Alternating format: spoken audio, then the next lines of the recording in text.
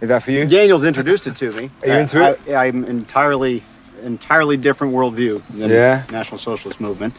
Are your daughters comfortable with the fact living near a Nazi family? That was a conversation I regretted having to have with them, but... I prefer National Socialist. My apologies. That's okay. That's okay. So when the NSM was going to be having the NSM thing here, I did tell them, look, I don't want you to be out at dark. How does it make you feel to know that someone that you probably know and like feels uncomfortable letting their daughters run by themselves? If I offended him in some way, shape, or form over his adoptive daughters versus his blood sons, so be it. So be it. Don't you think that's like offensive to say that to someone? The guy knows I got his back. I'd do anything for this man. I'm not saying that you don't, but don't you think that's like quite offensive to say to someone though? Daniel's told me that he feels as though he's doing me a favor. And he didn't have to ask, and he doesn't even have to thank me. Don't you feel bad? I feel like he already made a choice as far as multiculturalism by adopting those two girls.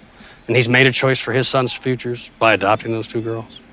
I mean, if he knows the history of how families work, chances are, and I'm not saying this like it's a bad thing, but one of his sons will end up with one of those girls. Okay. I'm just saying.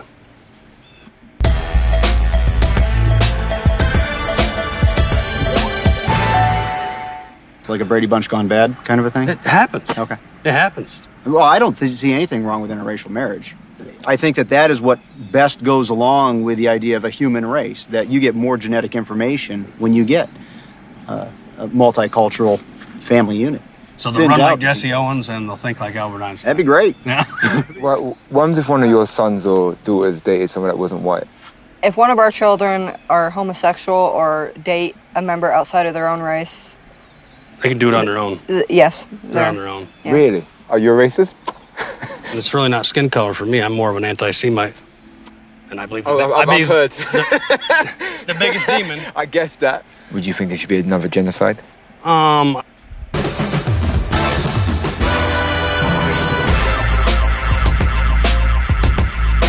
don't think there ever was genocide to begin with. Sabrina, what do you think should happen to the Jews? I think there should be another genocide. Or a genocide.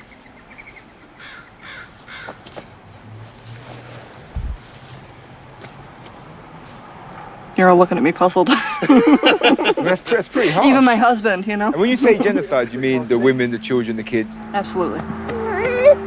Why? She's holding them right there. Because they're a poison and they need to be eradicated so my children and all the other white children have a chance in this world. And you think genocide's the answer? Yes.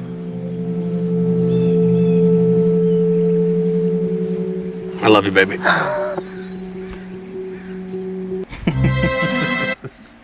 As you see, clear-cut example. And these are the people. Keep in mind, these are the people that Jake wants to save, that they wants to be around, that wants to get their acceptance. Those are the people right there, man. And the dude, the brother, I believe they do that in I don't know exactly where they were. Pretty sure they're in the U.S. The other dude might have been from another country. Sound like the UK. Sound like he had an accent, but as you see, these are the people that Jake want to be around. These are the people that Jake want to save. These are the people that just want to get along and just love everybody. And these are the people that they're seeking acceptance from, man. These are the people right there. But first and foremost, before I start off, I want to give all praises unto Yahweh, Bahashem, Yahushai, Bahashem Rakakadash. Double honor to the apostles of the Great Millstone. Shalom to you, brothers, pushing truth and sincerity all over the earth. Another shalom to you, Hoko Rock out there. And these are the people right here that Jake wants to get acceptance from. It's a clear-cut example right there.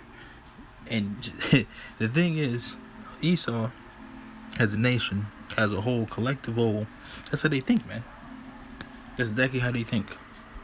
But Jake always wants to try to see the good in people. See, they're not all like this. See, I know him since 5th grade, brother. He's not like that. He's like this.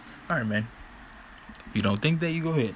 And then when the race wars and all the society all hell starts coming out and breaking loose and race wars start happening, you're going to see what side he's on. He's going to go against his people to protect you is going to go against you to go along with his people. It's not going to be that, man. But that's not the point. The point that I wanted was at the end statement to where she said that she believes there should be a genocide. And they were talking about the fake Jews, by the way. They were talking about the fake Jews. She said that she feels like they should be eradicated so her and her children, basically her and her children, her people, can get a chance in this world. And this is the thing, man. That's the thing about Esau. Esau plays the victim. What she was playing victim of is her people not getting a fair chance, or her and her children not going to be able to get a fair chance because of what's going on in the world with them, the fake Jews. And what she's come to realizing is, you gotta understand that the land that you're in right now, one, is not yours. It's stolen. It's not yours. Then on top of that, you already are given an advantage due to your nationality over everybody else in this planet. And if you're not taking advantage of that, then you're a two-time loser. And that's nothing but Esau full in effect in the flesh, man. Hypocrites, man. That's what they are. Prideful hypocrites. That's what they are, man. So you want to get a fair chance, and you want your children to get a fair chance at life. So you want these people going, but what about everybody else in this country? They weren't given a fair chance. What about us? You guys are at the top of the earth right now, man. You guys rule the earth. Got your face on the money. Everything goes by your rules, your laws, your regulations.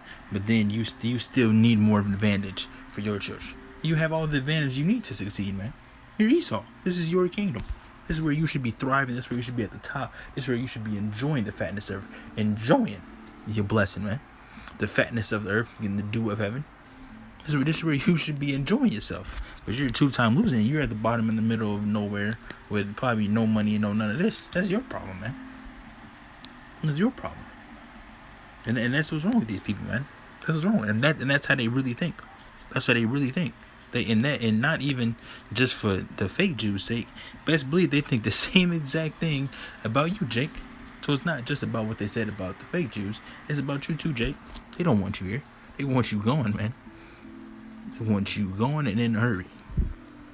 They don't care about nothing but themselves, man, and their people. But the hierarchy, the elites, they only care about themselves. They care less about their people in this place. They only care about themselves, man.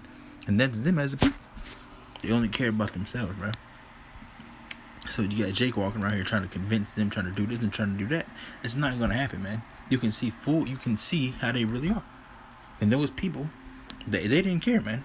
And another thing is, and how the dude had a problem with the dude. I didn't play the full beginning because I didn't know how fully long it was. So I just want to skip to the ending part. In the beginning, that the dude, not the dude's wife, not the dude with the beard cut up all up, whatever he was doing with that. The other dude next in the middle with the brother, that was a pastor, and apparently the pastor adopted two. He has two daughters adopted, but they're Jake's, Eve's, and he has two sons. That's actually his blood sons. And the dude has a problem that he saw the thing is they like to say smooth things. They like to try to get you with words. So he made a statement. Anytime somebody says something, before they make a statement like that, they know what they mean behind that statement. They're just not going to full out fledge and say it. So he said, I'm not going to say it. There's no problem with it, but there's no problem with it, but I'm going to say it. And he had a problem with eventually one of his sons, blood sons, being with one of the Eves, one of the adopted daughters. And he had a problem with that because they don't like you. And that's exactly why they said also that he said, oh, if what did they say? They were like, if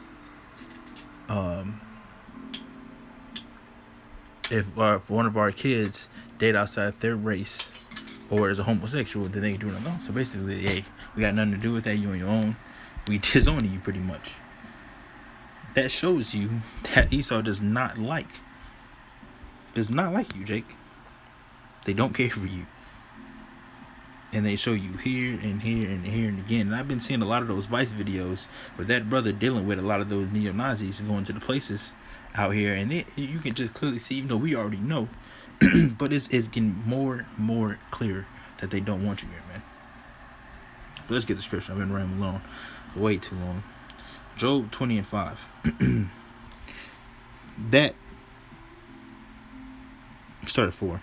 Knowest thou not this of old, since man was placed upon earth, that the triumphing of the wicked is short, and the joy of the hypocrite but for a moment?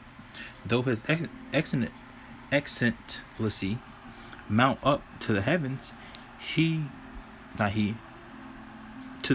up to the heavens, and his head reach unto the clouds, yet he shall perish forever like his own dung.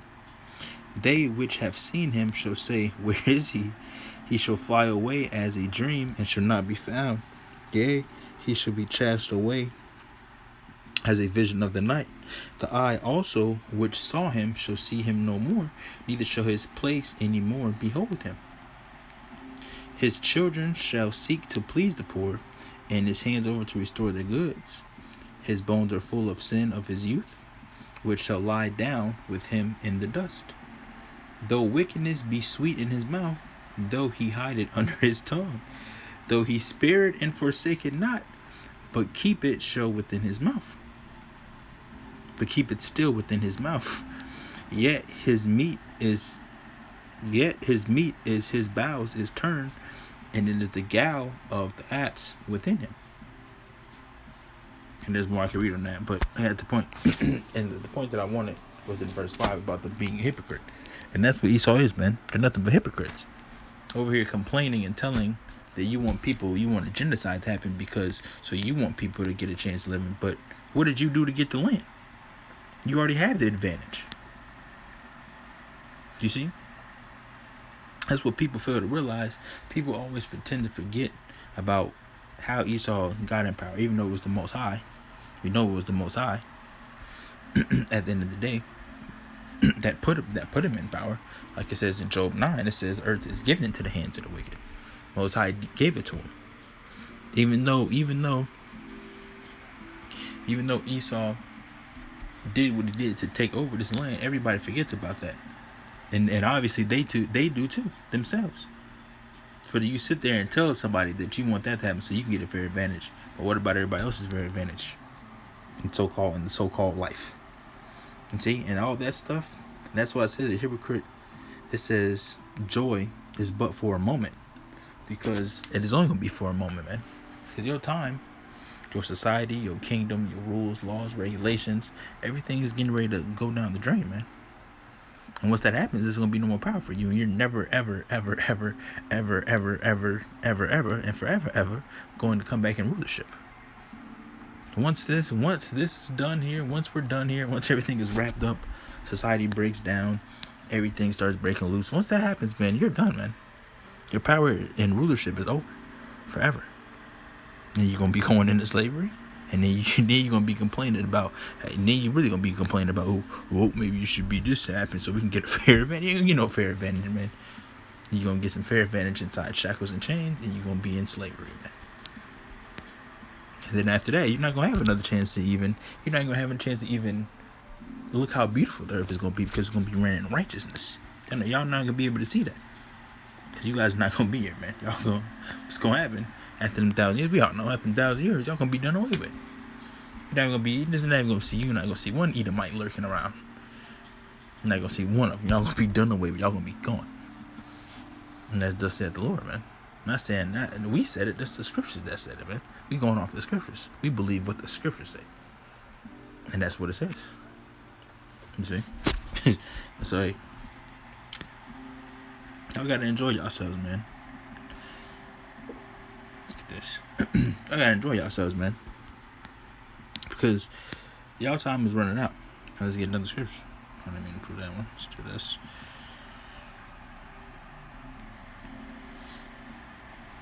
And this is what they do right here. Psalms 37 and 32. The wicked watcheth the righteous and seeketh to slay him.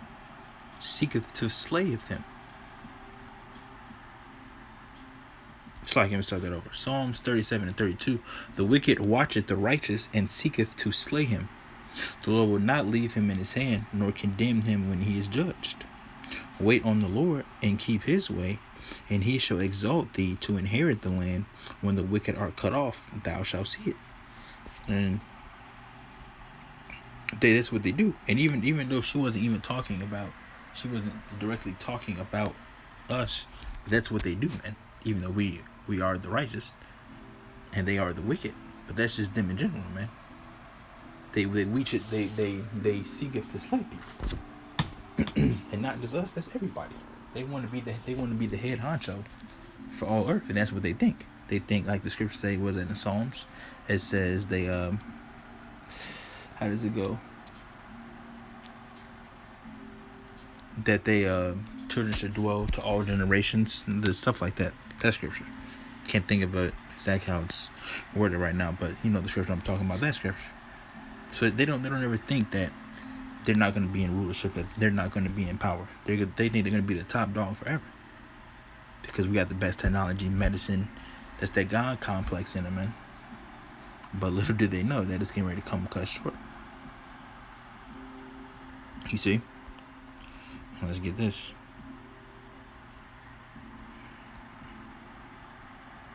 And this is why we go by this, which everybody knows this. Ecclesiasticus 12 and 10. And it reads, never trust thine enemy, for like as iron rusteth, so is his wickedness. Now this is what they do. This is what the dude tried to do. The lady didn't care. But this is what the dude tried to do a little bit. Though he humble himself and go crouching, yet take good heed and beware of him, and thou shalt be unto him as thou hadst wiped a looking glass, and thou shalt know that his rust have not been altogether wiped away. Set him not by thee, lest when he have overthrown thee, he stand up in thy place. Neither let him sit at thy right hand, lest he seek to take thy seat, and thou at the last remember my words and be pricked therewith. See? So you gotta do. You gotta watch them. No matter what smooth words they say, don't trust him and don't believe him. Always watch him, because he was telling him. The dude was telling him. He said, I'll do anything for this man. I'll do anything for him. No, it won't. I guarantee if it comes to them two adopted daughters, he wouldn't do everything for him. And he even said that he would do things for him about his adopted sons over his blood sons over the adopted daughters. You understand? Esau is all about Esau. They don't care about nobody else. They don't. And if they don't care, think about it. Jake, think about it. I'm not gonna say they, but you know they. If that lady wanted just a mass genocide to happen, so her family can prosper, her people can prosper, just for the fake Jews, imagine what she wants for the other nations and the other people. Do you think that you're gonna get a bypass? No, man. You see how they feel about you. Both of them had standpoints, man. All right. Now let's get this last one. I'm gonna close out. Habakkuk 2.